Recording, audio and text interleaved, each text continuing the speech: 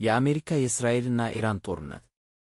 ዋሽንግተን እና ቴህራን ለ4 ሳምንታት ከሚጠጋ ጦርነት በኋላ ጦርነቱን ለማቆም ድርድር ለመጀመር ሲታገሉ፣ የእስራኤል ጦር ሐሙስ ዕለት በኢራን ላይ ተጨማሪ ጥቃት መፈጸሙን ተናግሯል። በዋሽንግተን እና በቴህራን መካከል የመነጋገር ዕድሉ እየጨመረ በመምጣቱ የእስራኤሉ ጠቅላይ ሚኒስትር ቤንጃሚን ኔታንያሁ ወታደሮቹ በተቻለ መጠን የኢራን የጦር መሳሪያ ኢንዱስትሪን እንዲያጠቁ ትዕዛዝ ሰጥተዋል። ሁለት የእስራኤል ከፍተኛ ባለሥልጣናት በጉዳዩ ላይ ማብራሪያ ሰጥተዋል።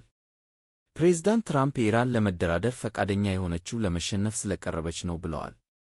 ዲፕሎማቶች ዩናይትድ ስቴትስ ባለ 15 ነጥብ የሰላም ዕቅድ አሰራጭታለች ሲሉ የኢራን የኒውክሌር መርሃ ግብር ሙሉ በሙሉ እንዲቋረጥ እና በሚሳኤል የጦር መሳሪያዎቿ ላይ ጥብቅ ገደብ እንዲደረግ ጥሪ አቅርበዋል።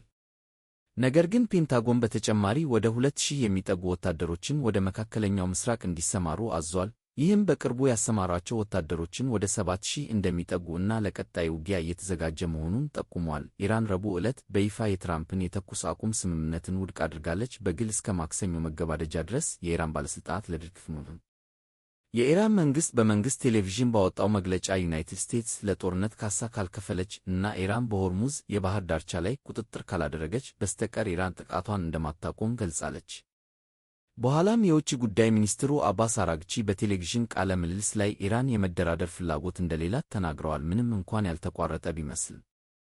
ጠቅላይ ሚኒስትር ኔታንያሁ በኢራን ውስጥ በተቻለ መጠን ብዙ ኢላማዎችን በፍጥነት እንዲመቱ መመሪያ የሰጡት ዋና ዓላማው ላይ ከመድረሳቸው በፊት ትራምፕ ጦርነቱን ሊያስቆም ይችላል የሚል ስጋት አድሮበታል ሲሉ ሁለቱ የእስራኤል ባለሥልጣናት ገለጹ። የእስራኤል ወታደራዊ ኃይል ኢራን ላይ ሐሙስ ዕለት ባደረሰው ጥቃት በኢስፋሃን ከተማ እና በሌሎችም ቦታዎች ኢላማዎችን መምታቱን ተናግሯል።